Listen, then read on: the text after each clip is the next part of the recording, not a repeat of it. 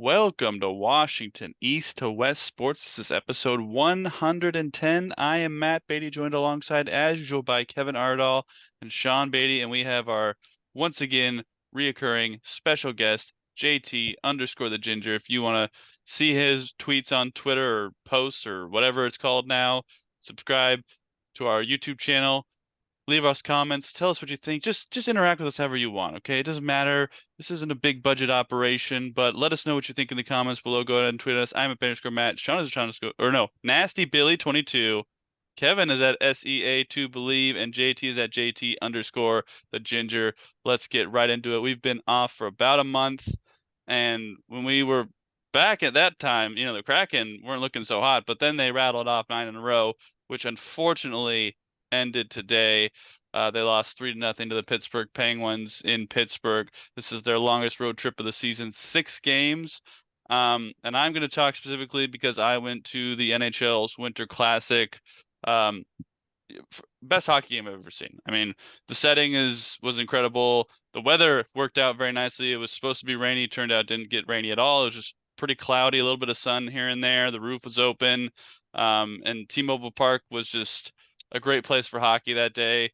Joey Decord was incredible in net, first shutout in Winter Classic history. And the Kraken, they've bounced back after that rough start. And our last podcast, they weren't looking good and maybe looking at like playing some younger guys, but they have emerged. Joey Decord looks great in net, so the Kraken are in the thick of it. Not quite in the playoff picture yet, but hopefully they can get up there. But they're definitely played themselves back up into the playoff hunt. Sean, what have you thought of the Seattle Kraken in the last Uh, month? you could simply just describe it. I had our buddy Rachel text me the other day and was like, "What's going on?" And I told her, Joey Decord is that dude. There's been a lot, like we talked about how, like I said, Grubauer was bad and then last year, and then turned it on when the playoffs started, which was really true. It was like all smoke and mirrors. None of it was real. Like it's what it was. Joey's stuff is like it's real. So I would be more optimistic about this. Like it's not like he's getting fluky like saves and things like that. They're like he's making good decisions, good saves. The defense is playing well in front of him. I saw a stat here. There's like just some advanced metric that tells you who the best performer was of like the day, most like expected points added. And it's usually not a goalie, or I mean, sometimes it's a goalie, but not always. The last 16 games, I believe, or 18, 17 games, 13 have been Joey. It's basically just like Joey down the line. He's been the best player every game basically. Um, I will say I don't expect that to continue. So they need to get a little better if Joey's just not going to play like the best goalie on the planet. Which I mean, if he does, then you're a legitimate Stanley Cup contender. Like if he plays like this, like it's you ride the horse, and it's what the Rangers are doing. You know what I mean? Like you ride Igor until like it doesn't work anymore. But yeah, it was a nice run. They played a lot of Western Conference teams till the end. Eastern Conference is kind of a nightmare, but much more compared to the West. But I believe I saw the Kraken have the fourth easiest remaining strength of schedule left in the league to the rest of the season. So I believe they get the Sharks twice, so that always skews things That helps. into the benefit of who they're playing. So oh, I played 3 more times, so you're definitely welcome for those wins. Uh, but I think it's been good. I mean, it's been more real than I would say the playoff run was last year. Again, like Joey has been legit, and it's been backed up by numbers. And although I don't know if you saw Matty Burns is out. He is hurt. They called up somebody. It happened just a while ago. Did you see that, Matthew? Well, I know he was out today. I watched the game this morning. They placed Matty on injured reserve. I don't know time length, but they called up Joe Hayden to take his place. So Okay. if Joey has to play that much better, or they just can never give him a day off also the rest of the year because apparently they're just never letting anybody else play. At some point, Grubauer's gonna have to play because Joey's just gonna fall apart if he plays every game. So I am very worried if Joey comes down or Grubauer plays without Matty. But the Firebirds are, really hot, so they do have some talent down there. So I'm hoping they could, call that up. But it's been nice to get them back in the run. Vegas or not Vegas. The Kings have lost 8 in a row, so they have quickly come back to the pack. Edmonton, I saw a stat. They won 10 in a row and gained no games on Edmonton because Edmonton, after I think they're regardless, they have the talent. They were regardless if they fired their coach or not, they were going to figure it out anyways. They're too talented to be that bad, but they have been a man on a mission and it's just been like an absolute rocket ship coming up through the standings. So but yeah, they're back in it. I think Matthew, they're technically tied, but just due to like They have games Edmonton has like a couple at games hand. in hand. Yeah. Yeah, games at hand, like they're not in it. But at least that's a far cry from where we were uh before the 10-game winning streak or 9-game winning streak. So yeah, just you're right in there with Calgary, Arizona, St. Louis. So you're in there for fighting for that last wild card. And just hoping a couple teams come back to you. But like I said, easy strength of schedule. It was almost done around American Thanksgiving, and now it's a thing. So it's a race now. So you can't be nothing but happy about it since we last talked. All right, let me go to the biggest hockey expert on this panel. Kevin, have you been watching any Seattle Kraken hockey recently? Of course not. This man's too busy. I mean, especially now that it's January. It's his bowling season, suckers. So I've got to be watching that. So isn't bowling indoors? Isn't every season bowling season? Like yeah, well, it's like but PBA season started this past week. So you're more inclined to be inside during the winter and bowl. That's true, but I mean, they have bowled outside for events before. That's true. That's true. Why don't they do a summer classic? They have before. Actually, do like a I'm just spring. picturing, like, Summer, Phoenix. just like Ugh. that's way too hot to be sticking your hands in those balls and just like it get real slip sweaty. way too easily. Yeah, you get real all fast. sweaty and Yeah, stuff. do like Depends a on where you're spring- at. Like if you're in a spring Florida out classic. there, then no. But if it's summer and you're in like New York or like Chicago, you're probably okay. But Chicago's crazy, like humid though. I thought like this is like crazy, like. Anyways, yeah, like, and then JT's with his cornhole, like the sun getting your eyes. You got. We just had a winter classic for cornhole over this weekend. It was 54 degrees in the track. We were playing cornhole.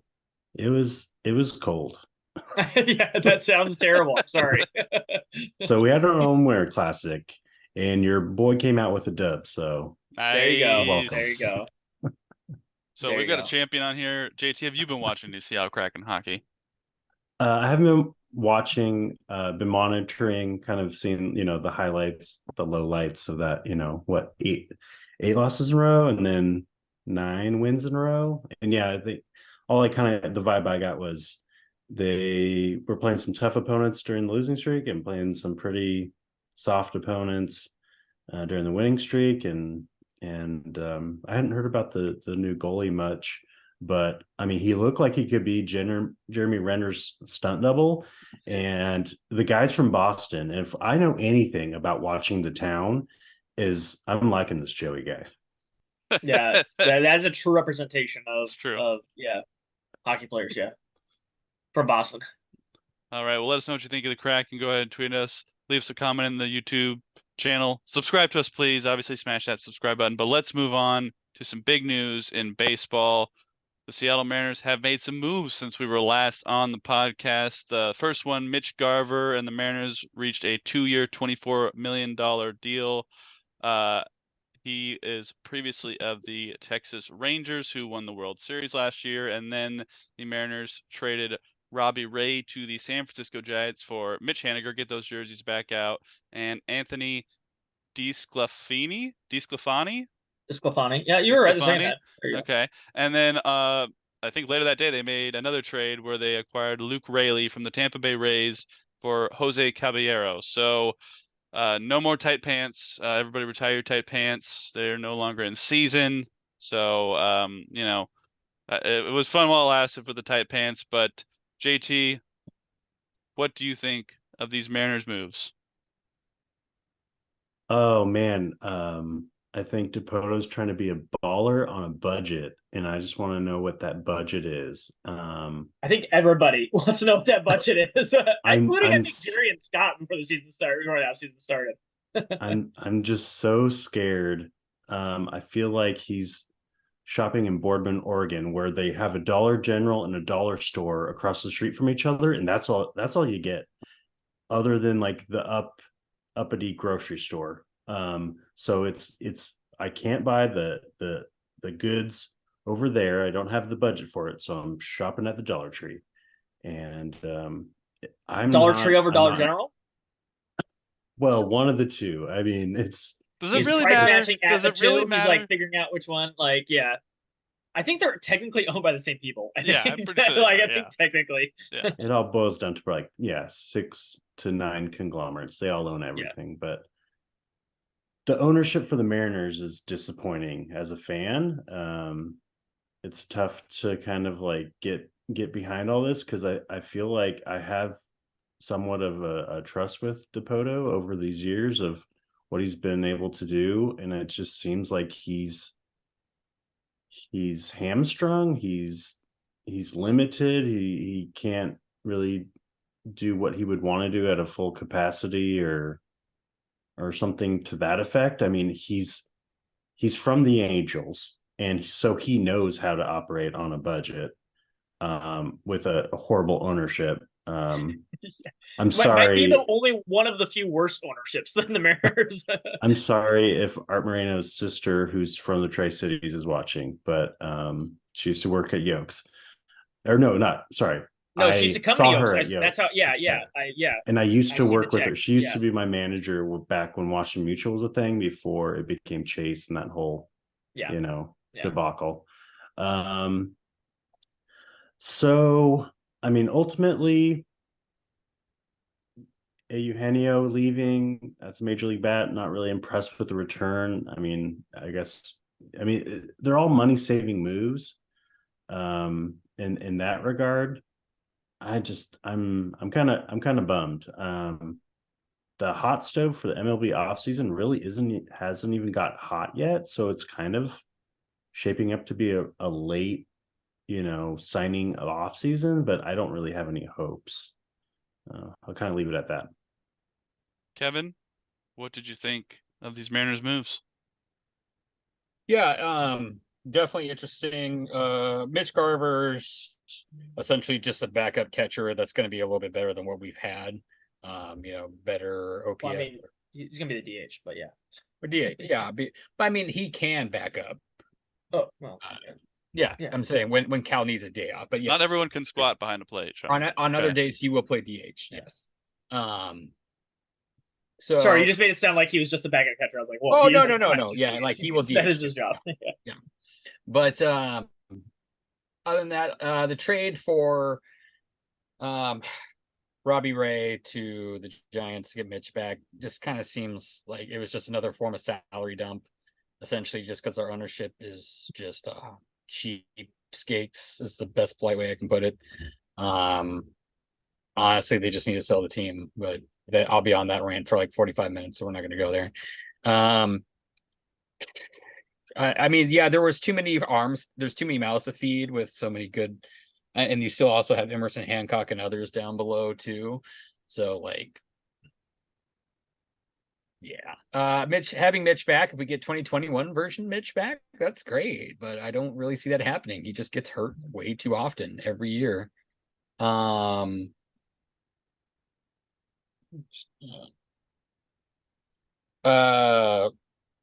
Let's see. Oh, and then just the other guy, just meh. A bullpen piece essentially, or like he could be a guy that really, essentially, what I see him as in the bullpen is he could be that guy that like when one of your starters has like a very rough like first, second inning, and you need a guy to just eat innings, essentially to get you to 6. Like DeSclafani can do that, because he's probably not going to be a starter. Just you just have way too many other good pieces to do that. And then Luke's an interesting piece. I was kind of surprised by it. It essentially kind of said that we're kind of out of the Soler sweepstakes, even though they say we're still in, quote unquote. I really doubt we are. Yeah, I would have. It was just kind of like the alternative option to not paying money to Soler or like other major outfield pieces.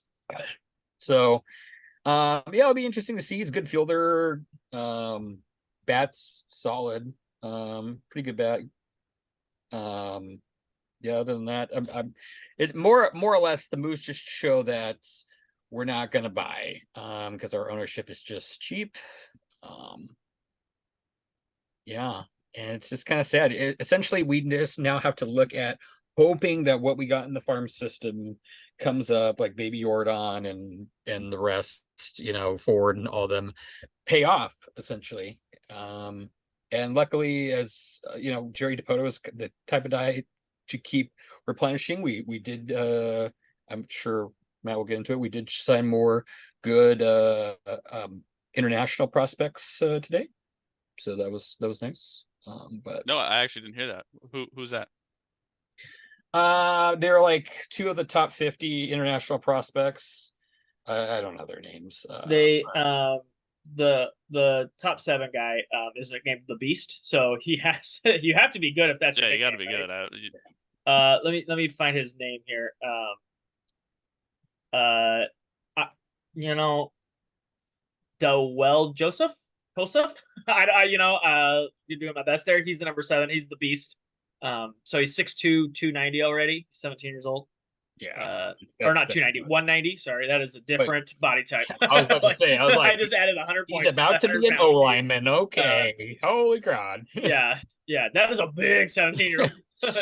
Why is he playing baseball and not signing with Alabama? Right. But essentially, this kind of goes to show why Mariners fans are kind of dumb. They're like, "Oh, let's get rid of freaking Dipoto like right now." And I was like, essentially, the writing's on the wall. And Dipoto has learned from his previous experience in LA, where with the Angels, where he also had bad ownership of what to do. He essentially knows the boat he's been given, and he's making chicken shit out of chicken salad, essentially, is what he's doing, or chicken salad out of chicken shit, whatever the term is. But like, he's finding, like, getting these international players that you could probably get for cheap, for short contracts off the bat, and you just hope that they pan out to be just the next thing, like the next Joey Bats, the next, I don't want to say the guy that's wanted at the moment down in Tampa, but things along that line. Yeah. So, and then, while he's also looking on the opposite of the Pacific too, like in places like Japan and Korea, like he wanted to be in on the show. He was trying to get on the Shohei before Shohei signed with the Angels. Like he was getting all that international, spending money type of deal. Like that's where he goes and just drafts smart. So, because he knows he's not going to be allowed to essentially go get big name free agent. I mean, he can get, what we got for Castillo that was a steal too. Like, holy God. I mean, we've already mentioned it. But we're not going to be able to sign like Shohei contracts, what Shohei just got, or anything like, even, I know that's ridiculous, but nothing like Trout contracts or Bryce Harper contracts, like type of deal. We're not doing that. So, Sean, what have you thought of these moves? I mean, Mitch Garver's a major league bat who's been, I think a 130 WRC plus the last couple of years.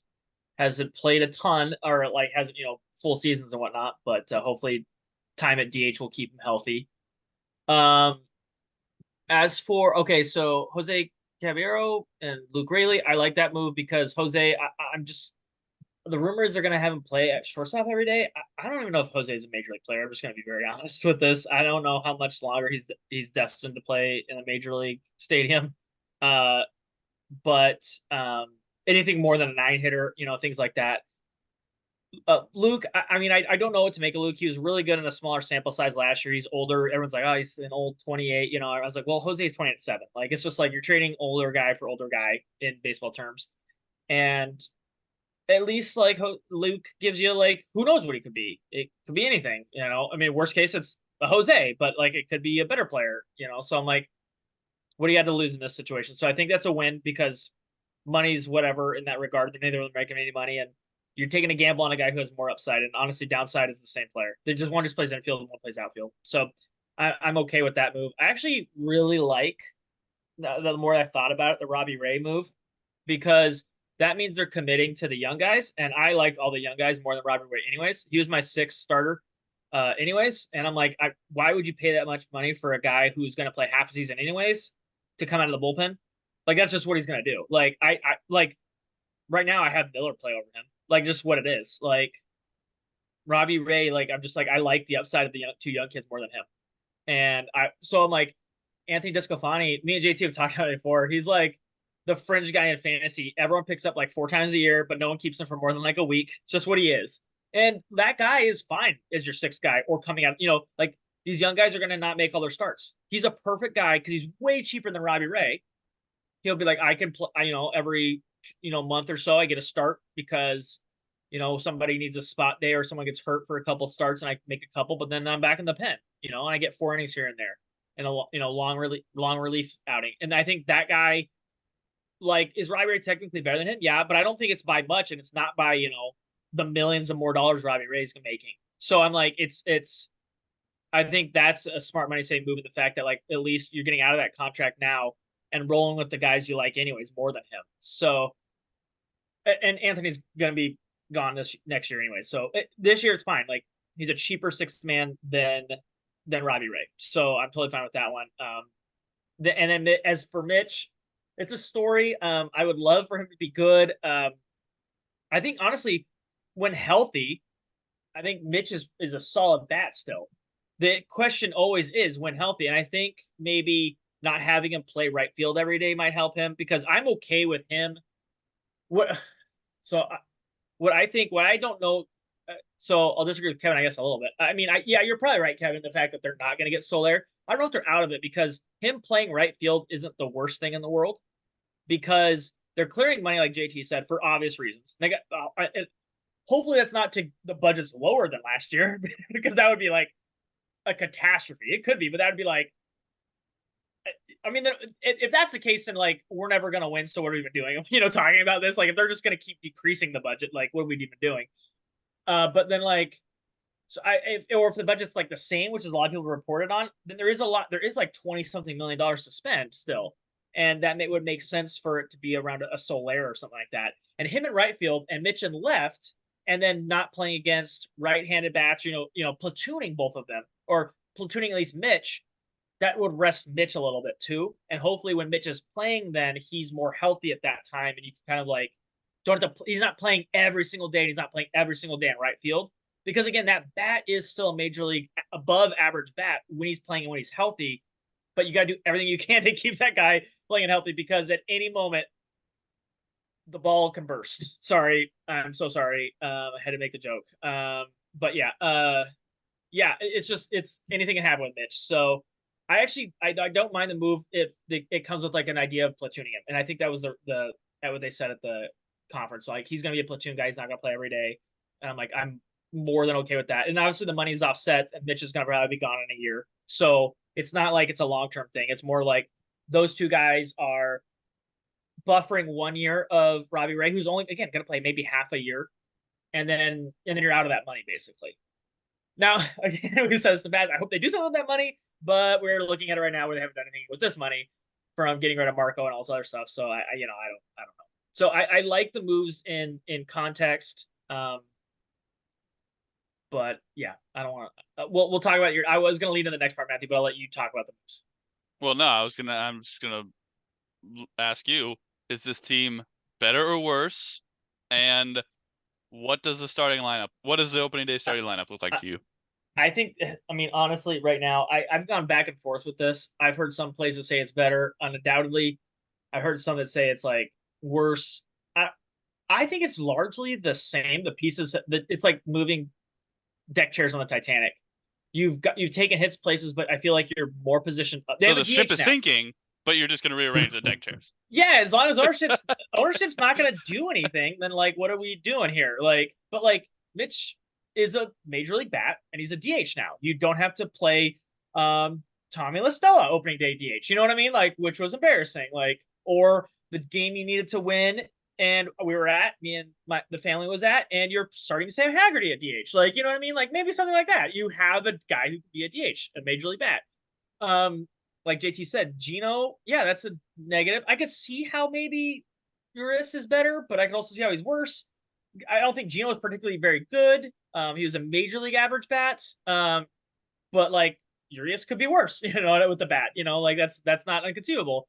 Outfield, Teoscar was pretty nice, but like Jared Wood barely played, and when he did, he was really good for a month, but then he wasn't good the rest of the year. So it's just like Rojas player. Rojas is definitely going to be better than Wong and knock on wood, Wong and Caballero. He's going to be better than that. So I assume Ty France is going to get better. I think the starters are better than they were last year. So I think they're probably about the same. If you could get Soler, I'd be like, okay, this is like a better team on paper, like for sure. But as of right now, I say, if you put a gun to my head, I say maybe slightly better, like 51-49, like that much. JT, do you agree? On whether we're better or worse? Yeah. I would say worse. I say that going in with the full year of the two back end pitchers versus what we had, with like Marco and the other stuff. I say like in totality, I think we're better than we were the start of last year. Yeah, the I have a better outlook. Yeah, the starting pitching should actually be better, which is really tough to say because they're a top 5 starting pitching group. But yeah, a full year of Wu and Miller, that'll be great for growth and everything. And I do agree with Sean with I'd rather see full developing years of them over paying Robbie Ray as much as we signed him for. Because as much as I enjoy Robbie Ray and I think highly of him, we're coming off Tommy John. It's not a foregone conclusion. And he's coming to us off a Cy Young year, which probably was a 99th percentile type of year. I don't think he can duplicate that in his career. And if he does, hats off to him. I mean, it's what he's done that earned him the contract, but I don't think it's what he will do. As far as the hitting side, I just feel like we're worse. We lost Suarez, he played every single game last year, and yeah, he strikes out a little too much, and his home runs weren't up to snuff for this year. But I feel like a bounce back was coming, so I'll be pulling. It's weird. I'm starting to become spiteful. I hope he's the piece that they need in Arizona. I hope that Robbie Ray brings, playoffs to the Giants, because I feel like we're just spinning our wheels here in Seattle, and it's frustrating as a fan. And I don't know. I'm glad I got my little playoff hat, and maybe that's the last piece of merch I'll buy for a while, because I didn't buy anything since, I don't know, for a decade. So I think we're worse. I think as an offense, we're worse. New Mitch, I'll have to caveat. New Mitch has a great on base and can hit some dingers. And as a DH / backup catcher, I hope he just plays enough. And then old Mitch, returning Mitch, it's just a bunch of question mark injuries.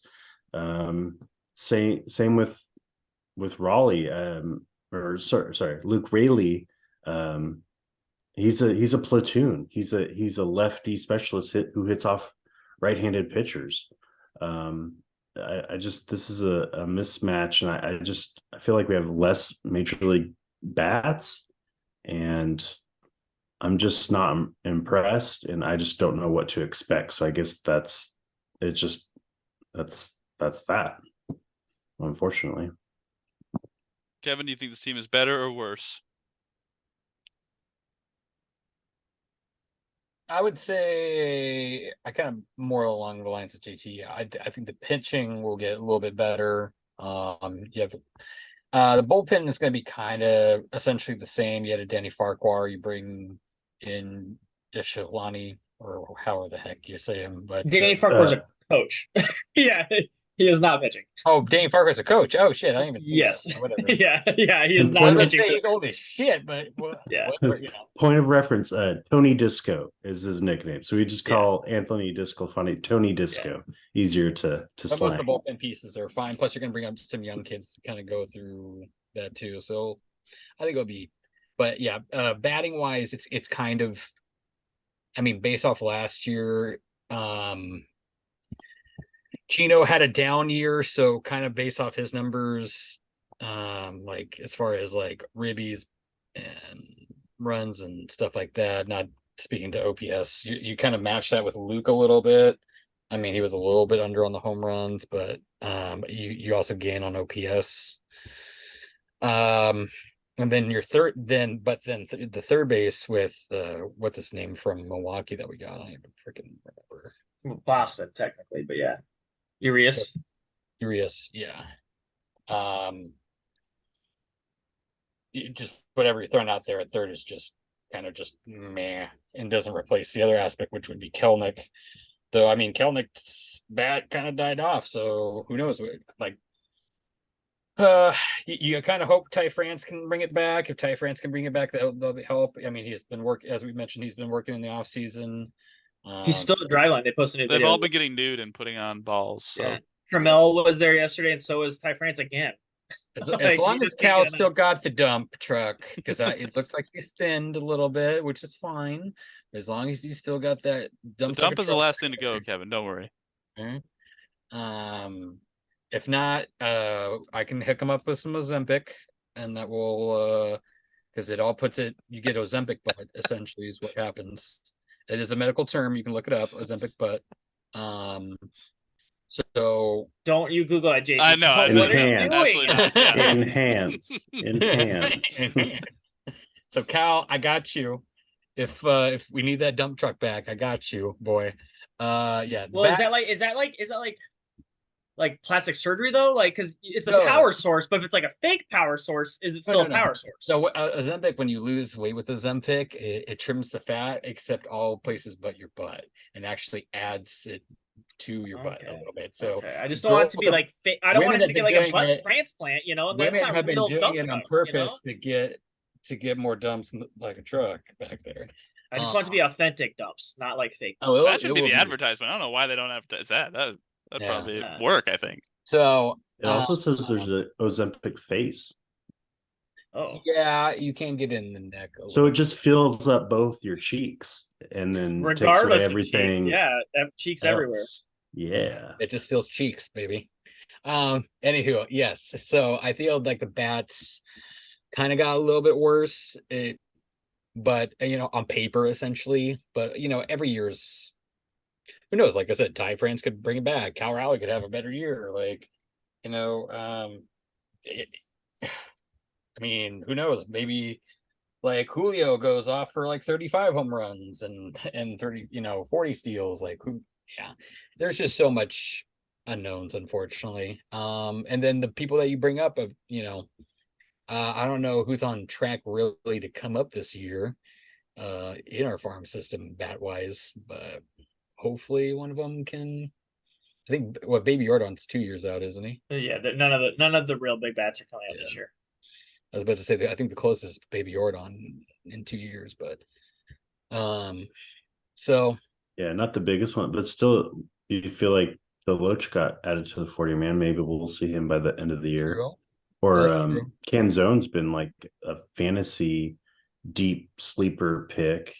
Darling. Yeah. Marlowe, I think, just got added to the 40. Yeah. Oh, I assume Cade and Canzone will be the platoons. Like, that's why I was hoping Soler and Mitch, and then you have those two as play the other side.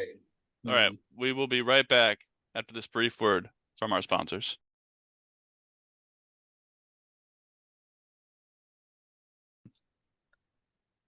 Welcome back after that brief word from all of our great sponsors. Thank you for sponsoring the podcast. If you want to sponsor the podcast, send me a Twitter message at Matt. What is Beatty_Matt? Sean is at NastyBailey22. Kevin is at SEA2Believe. And JT is at JT_the Ginger. I got back in my rhythm there. I'm fine. I'm good. Now, let's move on to the Seattle Seahawks. And what time it has been since our last podcast. So I'm just going to recap the last 4 games while we were gone, and then we'll get into all the news, and then we'll talk about it. So the Seahawks beat the Eagles 20-17, beat the Titans 20-17, lost to the Steelers 30-23, and then beat the Cardinals 21-20, but they did not make the playoffs because they needed to win all of them at the end to control their own fate. And due to this, Pete Carroll and the Seahawks mutually parted ways. And Pete, in a story on his last Pete Carroll show, I don't know if you saw his press conference. If you didn't see it, go take a look. He was very emotional. Seems like a guy who wants to keep coaching. It's really hard to tell. And also, he took an advisory role within the Seahawks, although it hasn't really been defined yet. And then in his final radio show, he said that the ownership made the decision and that they are, quote, they're not football people. And there's a story on ESPN by Brady Henderson. There's a couple quotes about how he kind of talks about how the decision wasn't in the hands of football people. But regardless of that, Pete is no longer the coach. So I'm going to throw this to the man who probably had the biggest celebration of all of them when this news came about. He also had PTSD because he had to confirm that he was officially like out of the VP role as well. So Kevin, the floor is yours. All right. Do you have any like streamers behind you? Do you want to? Is there confetti that's going to come down on your screen? Like, I mean, I thought about do we need like a profanity warning here? Like, yeah, I honestly, like, going into before this, I thought about playing party music, like Brave. I thought about just screaming like a happy little girl, or do like the Jonah Hill, like that, like type of deal. Like, oh yes, so glad now. I say this because I know so many 12s will probably look, see this and be like, oh, I am grateful for what Pete brought. Like, I'm not gonna say that Pete got us our first Super Bowl, like, and he made like one of the most dominant defenses essentially ever. I mean, you can't really argue to get. I mean, they took down the number 1 offense of all time and made him look like a bunch of preschool children, like on the biggest stage of them all, where everybody literally thought we were going to get the crap kicked out of us. And it was the exact opposite. The mentality and the vibe that he brought was so much different when he got here. Like, it was just that you didn't have that style coaching. You didn't have that positive mentality coaching. It was just be a dick and just tell people how it is, like type of, the Bill Belichick type of thing. But unfortunately, as we mentioned in this podcast, around 2, I would say roughly, I say it was at the Dallas Cowboy game in the playoffs where we essentially. What year was that? I think it was 2018. Is when I want to say 2018 or 2019. That's when we kind of. It was in 2019, so it must have been 2018. Okay. Yeah, you're probably the 2018 season, but in 2019, like, because it was the end of the flipping year thing. Yeah. When essentially Pete like pounded the ball like 80 times and got like 1 yard of carry, and then switched backs at the half, and then got like 3 to 4 yards of carry with Penny, and then they where like Russell, anytime they threw with Russ, it was like a 20-yard pass and he would complete it. Like, the secondary looked like trash, and Pete's just like, we're just going to continue to run it. Like, it was the stupidest thing ever. And then for definite, when I wanted his job completely gone, was after the Buffalo Bills game in 2020. When it was his defense that lost the game, not Russell. And he cut Russell from cooking after Russell was averaging like 31 points a game. And Russell, still with having 2 to 3 turnovers, still put up 34 points that game, I believe. I think it was 44. Yeah, 34. Yeah. So it wasn't Russell. Russell was not the problem. It was the defense. It was Pete's defensive problem. And then people were like, oh, well, then it was the defensive coordinator. And then he hired a different defensive coordinator. It was still the same problem. So it's like, even if it's the coordinators, Pete's hiring them. So, and it's Pete's defense. It's not their defense. They just are the cheerleader, essentially. I mean, yes, they're going to help pick like what's going on each play, but all the whole recipe is Pete. So it just, It was the right, and then also the fact that, he had the decision over John for drafting because of his executive VP role, and the drafts of what they looked like from 2013 to essentially to 2020 were just absolute dog crap. I mean, it was just the worst drafting. They just kept trading back and picking people in the first round that were like the fourth round players at best. Like, it was just bad, really awful.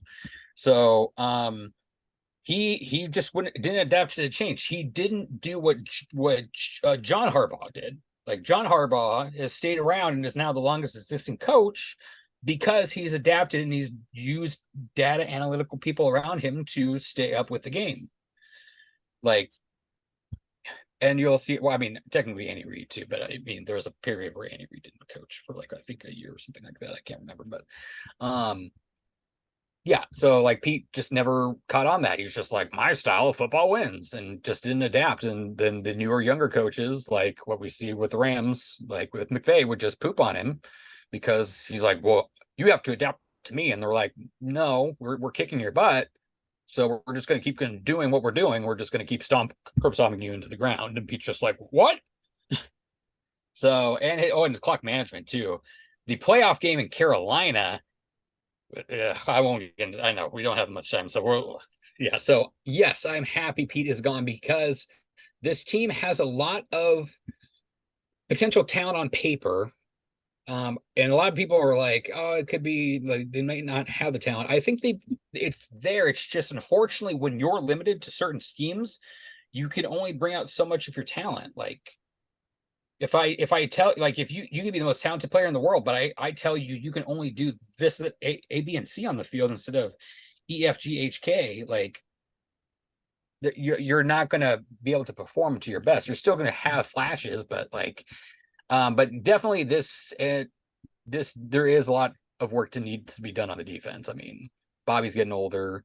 The D-line's just atrocious. We had to go get Leonard Williams just to make it look okay. And we got Leonard Williams like when we had no guarantee of playoff berth, and now it looks really bad because like we went and got a guy and now we're not even in the playoffs. So it's like we just wasted our second round pick essentially. So yeah. Like I said, I'm grateful for what he did, but it was beyond time for him to go. We've essentially we have wasted the last 3 years of Seahawks. And then also the whole fact that you don't trade your franchise quarterback. You have a franchise quarterback, don't trade him.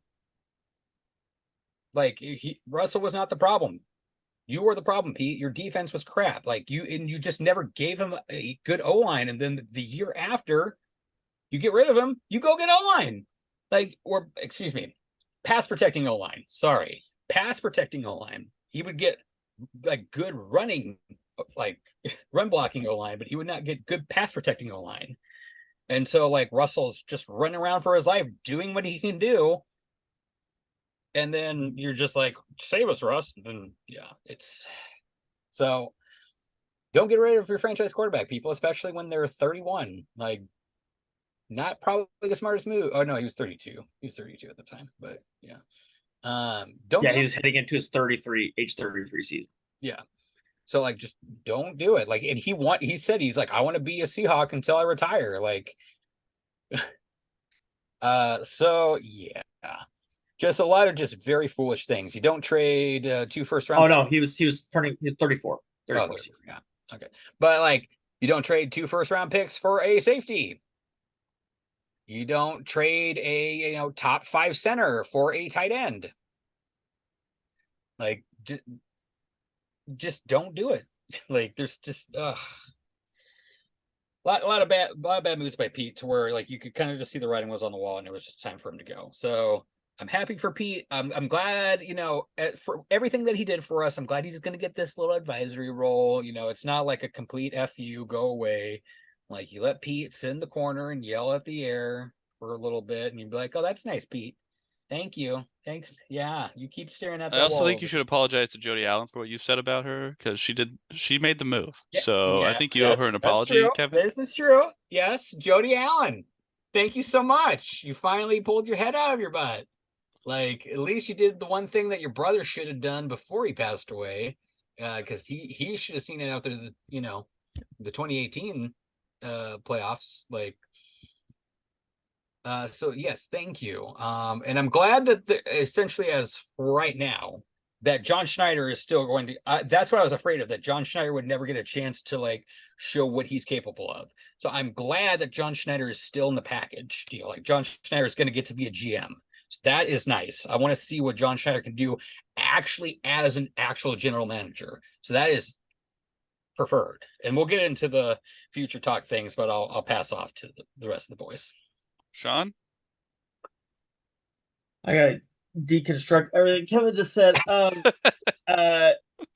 It was time. I don't. There's not anybody in this podcast I know that like disagrees with the move, so it's just I was to bounce off some talking points, but also I'll just say on Twitter. I will say though, Kevin, I just realized that your statement about like that season was incredibly accurate. The 2020 season. Oh yeah. Before it's very rudimentary. It's just like total yards. I don't have DVOA. Just went to pay, and I'm not paying for it yet, maybe ever. But they had 4 or 5 games in the first 8 where they had over 400 yards of offense. One of them was almost 600 yards of offense. They actually lost that game by 3 in overtime, but they were an absolute juggernaut. They were 6-1 going into the Buffalo Bill game. Offense was a juggernaut. The defense gave up 44 and they lost. You can't really blame the offense for that one. The Bills were a good team. After the letting Russ cook again, Russell was the unanimous MVP in the half season polling before that. Unanimous. After that, they had one game of over 400 and 340 yards of offense, total offense. And the one game was against the New York Jets, who was coached by Adam Gase, who was fired that year. That was it. They won 40-3. I don't give that one a lot of credence because that Jets team, if people remember, was all-time bad. So other than that, yeah, they never had over 347 yards in offense again the rest of the season. And then and I looked further into the box score of that Rams game where Jared Goff had 4 fingers. That was a horrible game for everybody involved. Just awful. It was horrible. Everybody. It was just an offensive just nightmare, and defense. Everybody sucked, and it was just horrible to watch. And I forgot all about it. So thanks, Kevin, for that one. I was just looking at the stats while you're talking, and I was like, this is like I'm wasting my time and my life remembering this game because I should just repress this game from my memory. Mm. Kevin is right. I get really tired of people online defending and saying like, oh, he has the third most wins in the last whatever arbitrary year you want to say, like 10 years, 11 years, 13 years, or since he started. And I'm like, well, yeah, but like the problem isn't like I never had a problem with him being hired in like 2011 to like 2017 or 2016. I never had a problem with that. He had to build his team. Those years don't matter. Then because I'm giving him time to do his thing. He inherited just a dumpster fire. Build it up. I don't care. You're 7-9, whatever. Do your thing. Built a great team super quick. Awesome. I'm not complaining about the beginning of the years. Mine starts in like 2017, like as Kevin says. At 2017 and 2018, you could argue he still had a ton of talent on the team, and he didn't get anything out of the team. Like, I'm just like, what are we doing? We're not maximizing our talent on our team. Okay, that's fine. Maybe he's got to rebuild. The LOB is gone. And then just nothing happened.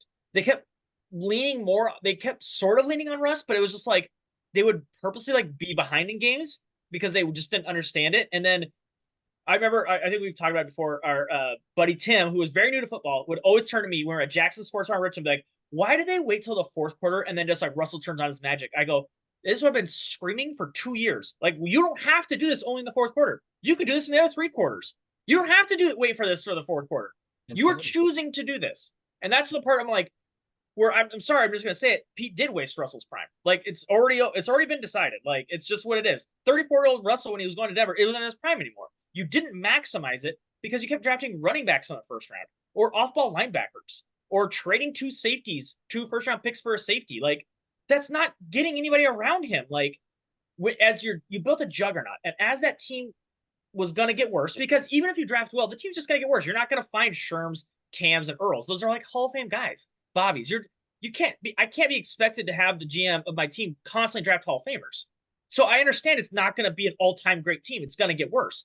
But like at some point you can't be taking all these giant risks and like play it safe. Like have a layup. Like, you know what I mean? Like hit a single, occasionally. Like this guy's just made NFL caliber player. You know, like he could play. Instead, they went like whole drafts for like maybe one guy could play football. And I'm like, you can't keep doing that. They did it for like 6 years. And I'm like, guys, like you can't keep swinging and missing like this. You have to play it safe. You have to like Rashad Penny. You can't do this. Like you have to like get up to speed with it. And that was the part I was frustrated. I feel like he wasted a lot of winning potential. And like, yes, he won a bunch of regular season games. But I think it's been evident at the end here is they're winning a bunch of games. And I talk about it as a Pete luck, as Pete's winning games, not because of like how he's doing things. A lot of it, the last 2 years I've been really frustrated with was it's really dependent on the other team. If the other team's like, we're going to screw this up, then the Seahawks will win. If the other team's like, we're not, then the Seahawks just don't win. And I'm just like, why can't we be the one who dictates how this game's going to go? Like the Titans were like, we're the better team. And then the Seahawks and Geno pull something off with the last 2 minutes and the game's over. And you watch that game and all the stats come out. And even the people who are very pro Pete, I listen to this podcast and because they have good things, but they're pro Pete and they're like, that game, the Titans were better than us. And I was like, yeah, the Titans were better than us. And somehow it happened. But like, when I go into it, like it counts as a win and it counts for getting the playoffs. But like when I'm projecting like how this team is going to do when wins matter, that's not a win in the book because you can't bank on when you play at the playoffs. Those teams don't make the playoffs. These joke teams don't make it. And I'm like, that's not going to do anything. We haven't beat like a Super Bowl contender in like 3 years. Like we thought it was the Eagles and the Eagles just got boat raced by the Tampa Bay Buccaneers. Like they're just done. Like they're just a dumpster fire at this point. They're going to fire everybody at this point. AJ Brown basically quit on the team too. Like they're just like, it's just like, it was horrible. Like at the end of the year. So they're not even a contender. So like, and that was a miracle too. Like Drew Lock sucked for the entire game. And it was like 2 great throws. And I'm like, what are we doing? Like it took the Eagles to suck. Like for us to like even be in the game. And I'm just like, guys, like, I just want to get to a point where like, we don't have as many playoff wins the last 7 years as the Browns and the Lions. You know what I mean? Like they're the butt of the jokes and we're the same. So like, I don't care what you did in 2013. The last 7 years, it's been getting increasingly worse. And I don't care if Pete is a good floor raiser. They're never going to bottom out and get 4 wins. But if you're never going to raise it and you're not going to raise the ceiling and your ceiling, like Mike Tomlin, your ceiling is 9 wins, then what are you doing eventually? It is great if that guy comes in and builds up your franchise again. But at a certain point, if your goal is to eventually keep building and taking more steps and to win the Super Bowl, it hasn't been happening. And he's been rebuilding for 7 years now. And I'm like, guys, like, I need to see a step be taken where we can be contenders again. Because, again, like 2017 happens, I can deal with 3 years of rebuilding. That's not a problem. I will give Pete that leeway. But at the point where I was trying to make online, I was like, guys, we're at year 7. Like, when does this thing start to become a contender again? Russell is holding us back. Okay, then Geno's better than Russell. Oh, we have these monster drafts. Pete's a genius. I'm like, why wouldn't we? Russell post LB won 11 games a year. Why with post Russell we could barely win 8? I'm like, we're winning 8, and then you add the extra game, and they win the 9th game against the Cardinals or whatever, last second field goal. So whatever. In a 16-game season, you're winning 8 games. I go, how are all these bad things eliminated and we're winning less games? Like I go, like guys, like all these things can't be true. And so I just need to see all the excuses be done. I go, Pete and John, I need to see the team get better, either on paper or actually like their last 2 drafts. But that's the thing, like it didn't translate. And I'm like, guys, like it needs to start showing steps. And it was just time to change the thing. I don't know if it's like, you know how you often say like players, like a change of scenery is needed. Like at Andy Reid, change of scenery is needed in Philadelphia. Maybe like Pete just needs to go somewhere else because like it just was, I feel like we're spinning our wheels. Like I'm just like, we're spinning our wheels here and like, we're not taking the step. Like, again, I'm okay. If your goal is to just be like a 500 team as a fan, then Pete is a great coach for you. But like at a certain point, I wanted us to like, I can maybe see us winning a playoff game or maybe even 2. And like, we could get in there and mix it up with like the 49ers or the Rams. But like, it's not happening. It doesn't happen anymore. The only reason we mix up with the Rams is if like their entire team is gutted and they're literally playing prison guards at O-line and we're beating them in overtime. And like that's what it was last year. We had a guy who couldn't throw the ball 30 yards and they're playing prison guards at O-line. And we're like, Geno Smith better lead this 2-minute drive to win the game. And I'm like, guys, like this isn't not good. Like can I not tell you, like we should be killing this team and we're beating them by 3. Like, I'm like, guys, like this is like projecting forward. This is terrible. And so like, I just want us to take the step. And like, people are like, oh, whether the next coach comes in and we're lost, like, we're terrible. I go, well, congratulations. the chance of winning the Super Bowl if we're 4-12 or whatever is 0. Well, guess what it was the last 7 years? It was 0. Like it didn't. Like the number doesn't change. Like I need the number to just not be 0. You know what I mean? Like I just want to see the number be like 2. Like I want the numbers to be like the Houston Texans. Like you have a shot. It's a tiny shot. There's really no shot.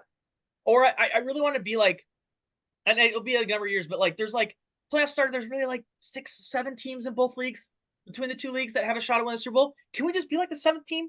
Like in like 4 years, can we just be the 7th team or get in there and mix it up again?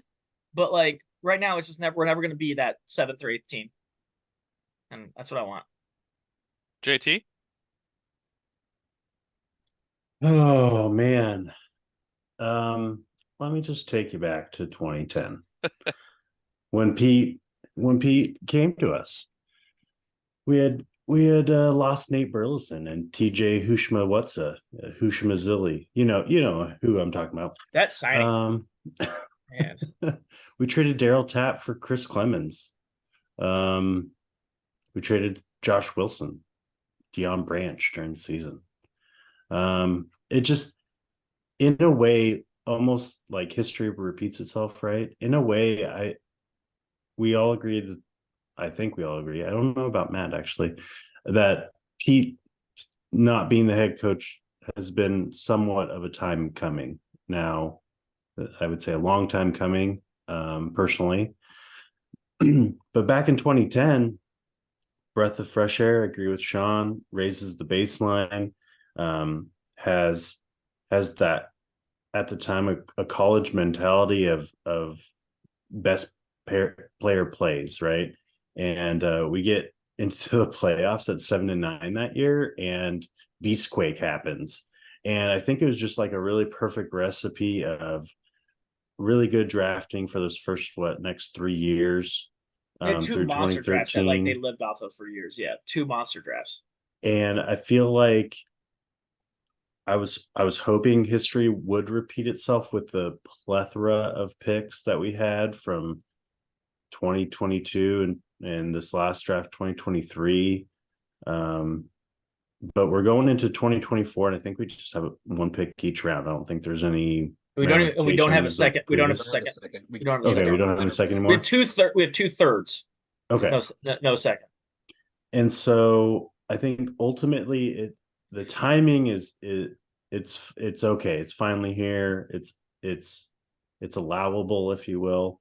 I'm ready for a breath of fresh air. Thank you, Pete, for all the great memories. Much appreciated. But at the same time, I think what was great about him, I think, is like a double-edged sword. I think him being the head coach only would have been had the Seahawks far better off in the long run than him controlling VP of operations and the relationship with Snyder. And I don't know exactly.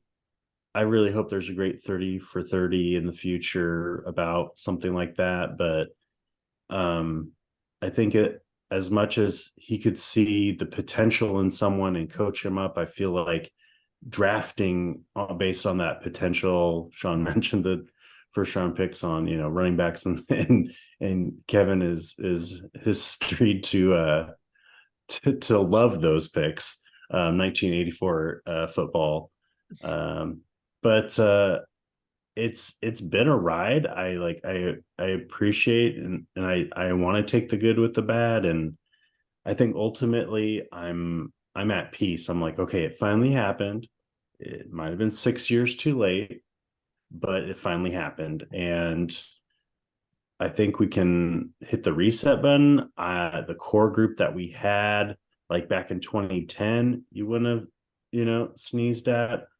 We got some, maybe some gems in the rough. I don't think we have any diamonds in the rough over the last few years of drafting. I still think Bobby Wagner might be our best NFL professional football player on this Seahawks team, which does not overall he's really bad. Like I'm just gonna throw bode well. Yeah. Well, I was just like, our buddy Rob texted Sean and I when the Pete news broke, and we were talking about it, and I didn't want to chime in too much because I was just going to be an echo of Sean, but Rob was kind of taken aback on like, it was like, we were like, relieved. And with DK being like the only piece we could think of that if we wanted to like trade or overhaul or, I think he phrased it, rip it to the studs, if you will. Yeah. I don't know where we go from here, but I'm ready to turn a corner and find out. I'm ready for some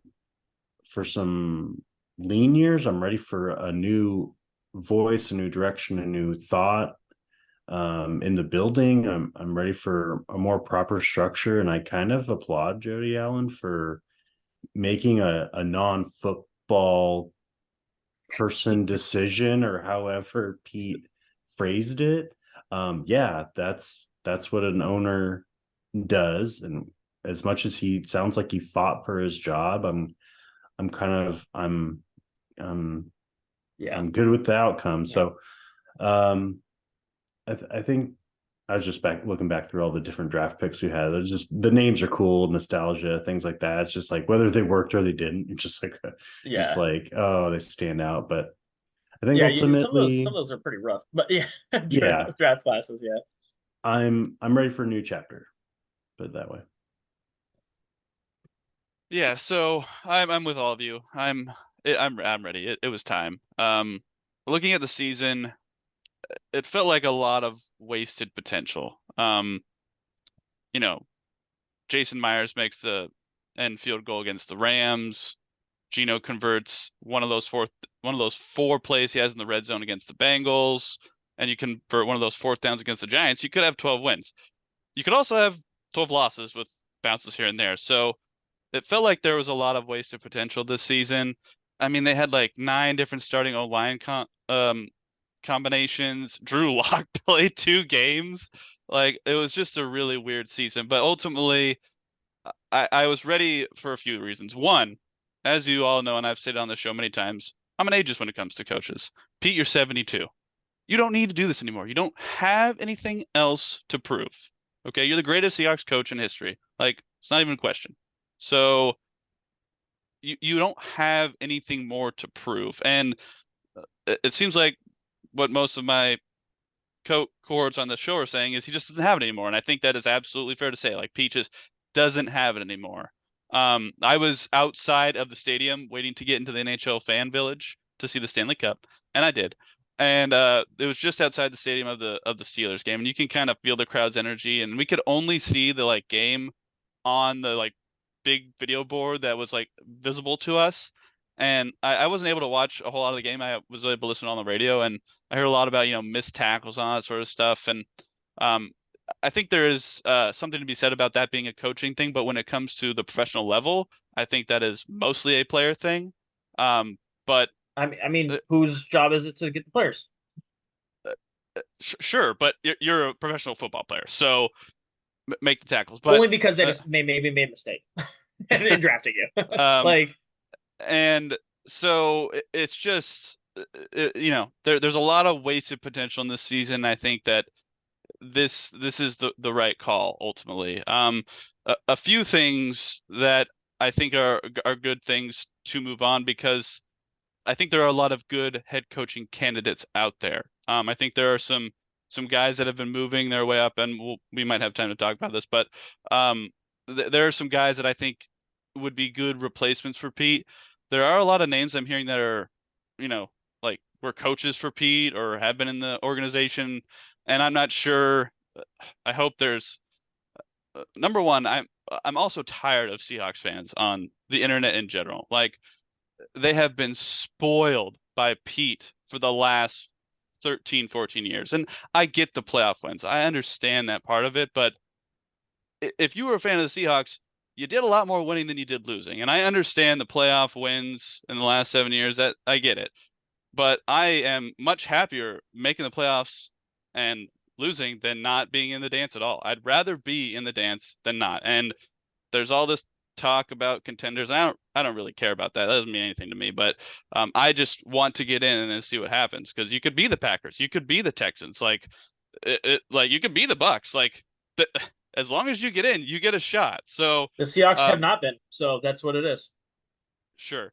No, So they didn't. They didn't beat anybody. sure. Like, So, and these are the fans I'm talking about. So it's like I'm just tired of the constant complaining for the bar that was set so high early in Pete's tenure, and then it just feels like the expectation never came down from there. Like it just, I get it. You want to win championships, and it was great to win that championship, and we got back to another one, and we were right there, but it didn't happen. And then it seems like the team, obviously the talent dipped off because we had such a great team, and then the expectations just never went down. It was just like Pete had a Super Bowl, and then it's like we have to have a Super Bowl every year, otherwise it's just a complete failure. You have to win 3 playoff games, get to I the don't think conference anybody's saying title that. I think game. there are crazy fans who say that, but